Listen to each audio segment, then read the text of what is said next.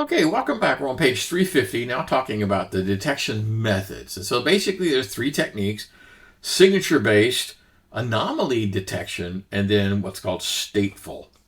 So signature-based, this is basically old technology, but it used to be, every virus had a unique signature, and you could, just scan a document and go, aha, I see a virus. Doesn't much work these days. But so sometimes an attack could have a very legitimate signature, like fingerprinting and network scanning and all that stuff. Typically, signature base is not used by itself. Signature base might raise your suspicion level a little bit, but you're going to have to dive in and do a little bit more. Requires constant updating. The amount of malware that's out there is just unbelievably huge, and it's increasing so rapidly that there's no way. I mean, you would have to have, a constant internet connection, just flooding this machine with updates, one after the other, one after the other. So, for example, here's a cool little statistic. It looks like it's a little dated, but the point here is that, malware and, potentially unwanted software is growing big time. And so the amount of malware is actually increasing. So this would require like daily updates. That's just not practical. So how do you do a fingerprint or a signature of malware, activity? Okay. I mean, there's some, it's clear. I mean, for example, if somebody's using FTP, I could go, got it, I know exactly what's going on. A more practical technique, which is called anomaly-based. Now, this is one of those things that takes two steps. Before I can tell you that something is strange, I need to first find out what is normal.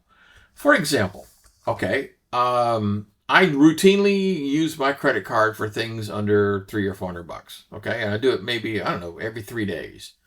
And then one day I buy something that's $15,000 and I put it on my credit card. My bank is going to say, wait a minute, he's had this card for 5 years, and the most he's ever spent is like $800 in 5 years.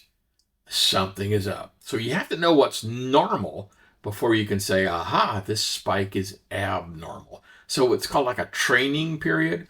Like when you first turn on an anomaly-based system, you say, okay, listen, and I don't know, maybe a week, I don't know, a week, and then you go, okay, now start reporting things, okay? All right. So a training period is basically a requirement. You could, and continue, initial training period, then continuously training, right, all the time.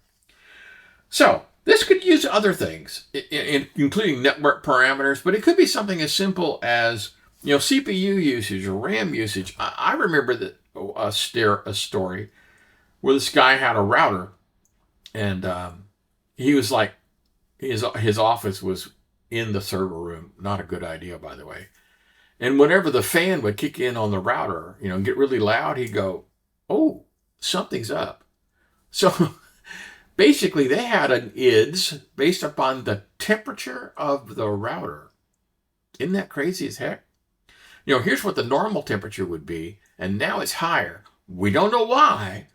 All we know is it's doing something abnormal. Okay. Now, it could be something simple like, oh yeah, I forgot that Bob's doing the offsite backup today. That kind of thing. Or you could be under attack, right? Okay.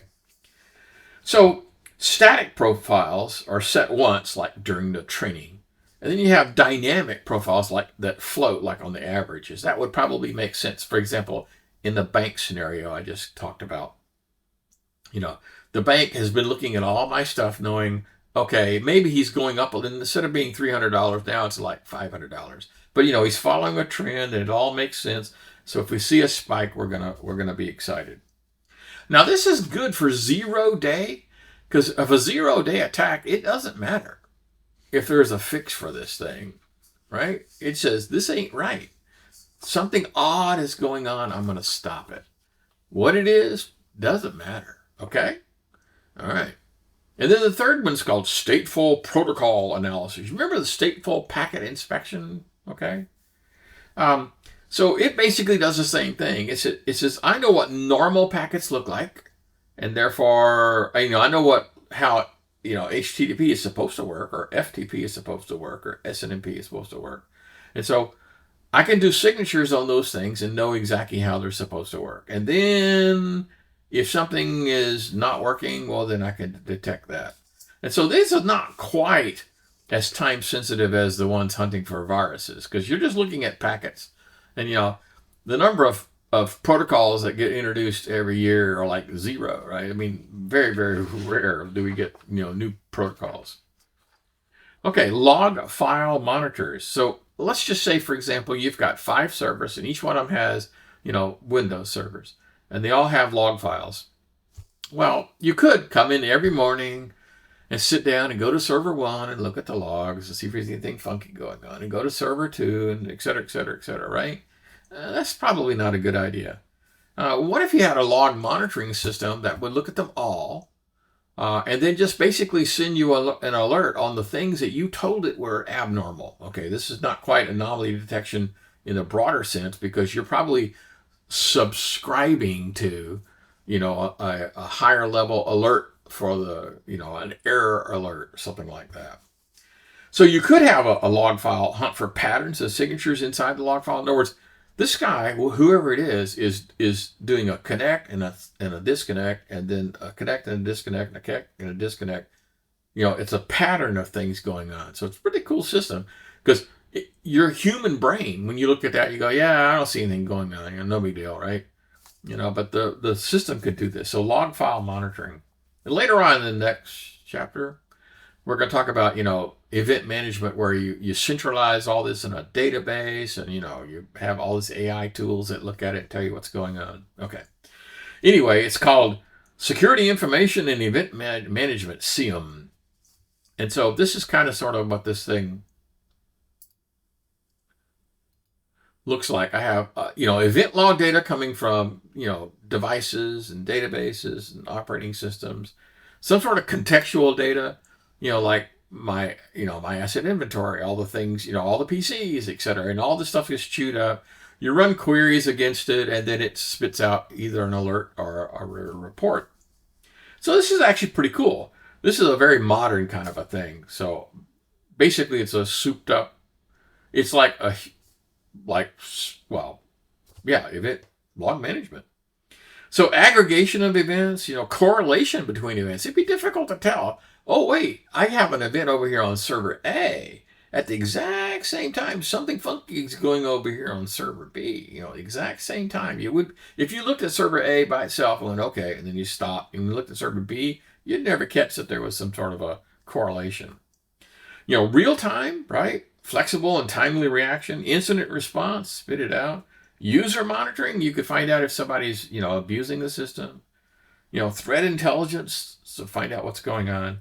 And analytics to find out what happened in the past. Let's say an event did occur, and you found out about it. You could go back to this system and say, show me, from a forensic point of view, show me everything that happened at 2:00, last Tuesday.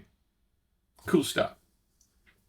Okay, so what do you want me to do if I find something? If it's a burglar alarm system that you hire, it's probably going to call the fire department or the police department or whatever, right? So response behavior, page 354.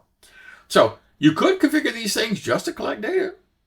You could have them send an alert, back in the day when we had pagers, that was the big thing. Text, or you want me to do something? So you remember the target story from chapter 2. We talked about how the alarms were going off and they were not paid to do anything.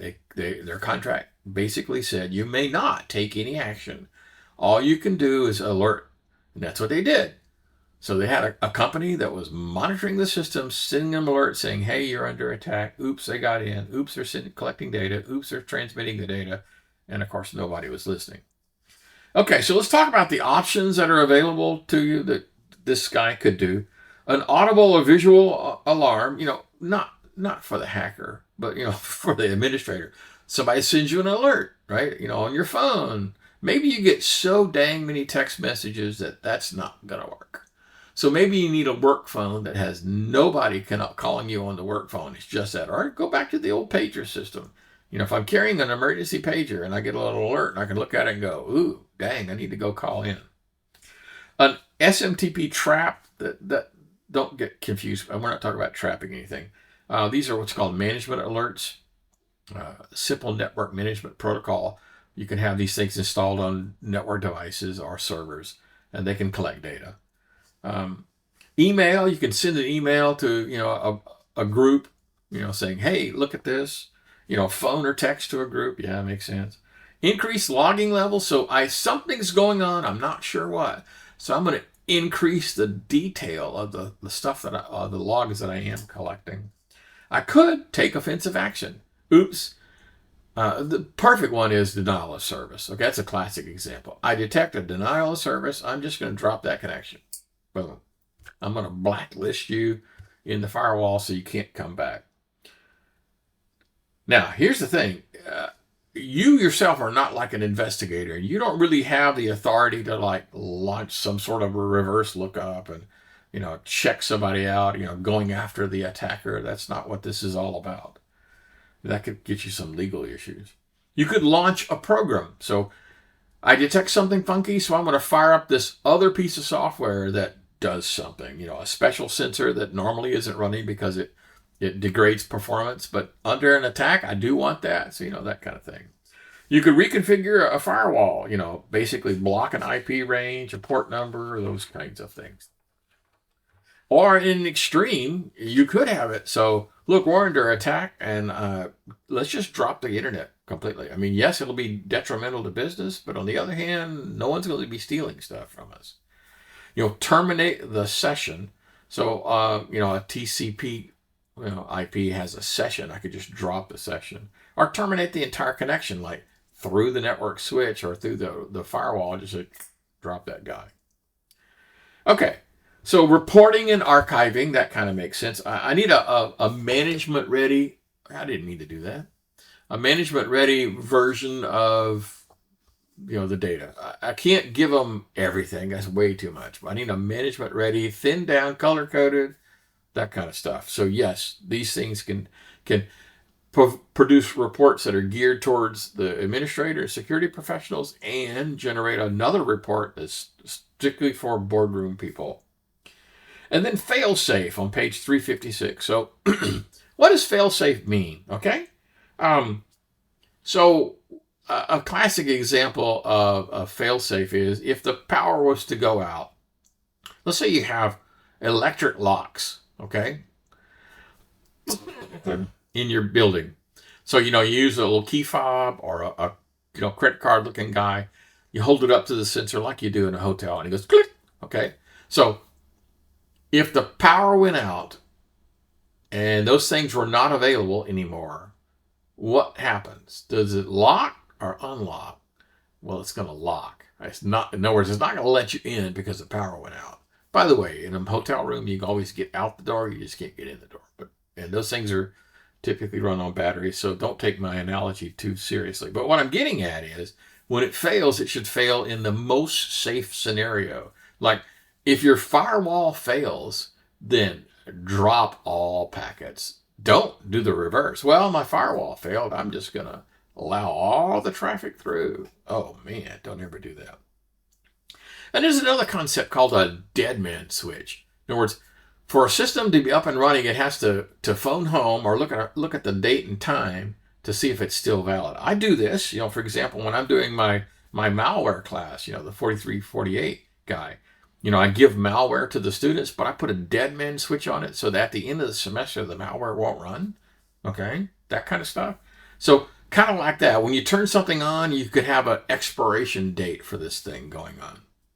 So a fail-safe could be, look, all right, I'm going to do this, but at the end of this period of time, if I don't see things improving, I'm going to shut the whole thing down. I'm going to power down. Like, cool, okay. Hey, once again, this is probably a good place to stop for the 15-minute mark.